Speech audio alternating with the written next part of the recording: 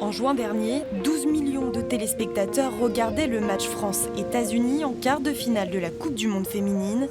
Depuis, les inscriptions pour les clubs ont bondi et les vocations se concrétisent. Le foot féminin connaît-il un engouement sans précédent ? Bienvenue chez Joséphine, elle est en CE2. Bonjour. Et à 8 ans, elle possède déjà tout l'attirail d'une accro au foot, même le livre de son idole, la capitaine de l'équipe de France, Amandine Henry. Elle s'est entraînée, elle a joué. Mais ça a été difficile pour être dans le club parce que c'était souvent que pour les garçons.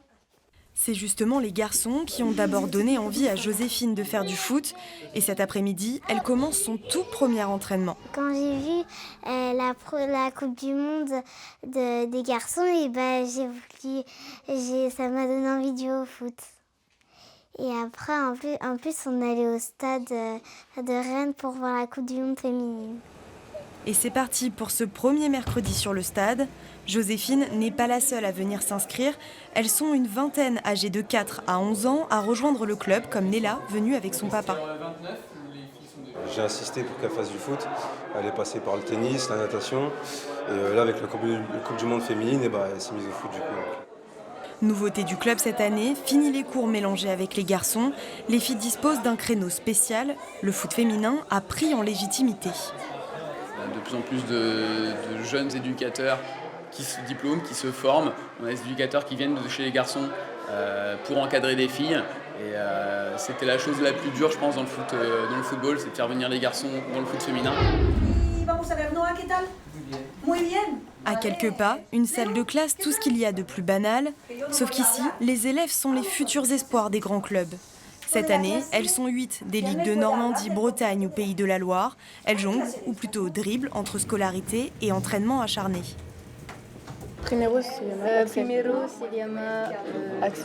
Axel. Elles n'ont pas attendu la Coupe du Monde pour choisir cette voie, mais perçoivent déjà un changement dans les mentalités.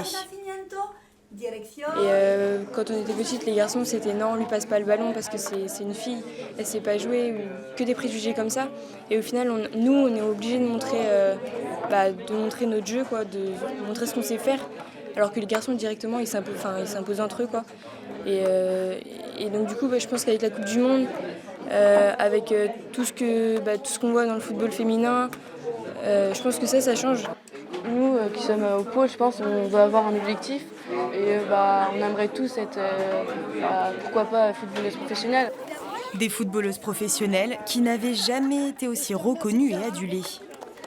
Pour savoir l'impact de la Coupe du Monde, il est encore trop tôt, mais depuis l'avant-dernière, en 2015, le nombre de femmes licenciées a augmenté de 32%. Le foot amateur nous aide énormément parce qu'à chaque fois qu'un club décide de créer une section féminine, il y a 50 licenciés de plus. On a besoin de licenciés, en fait.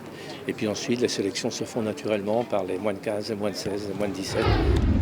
Retour avec les filles du Pôle Espoir. Leur entraîneur, Anthony Rimasson, revient après 20 ans passés à l'étranger et les choses ont bien changé. On a une structure vraiment de haut niveau, avec des vestiaires qui sont de haut niveau, un staff médical qui est présent, un nutritionniste, diététicien, préparateur physique, entraîneur de gardien de but. Tout est là, quoi. Tout est là, je dirais. Tous les athlètes sont dans de bonnes conditions pour faire leur activité, en tout cas. Mais l'égalité reste encore loin. Les femmes ne sont que 8% des licenciés. Joséphine, quant à elle, termine son entraînement parmi une génération qui sera peut-être mieux représentée.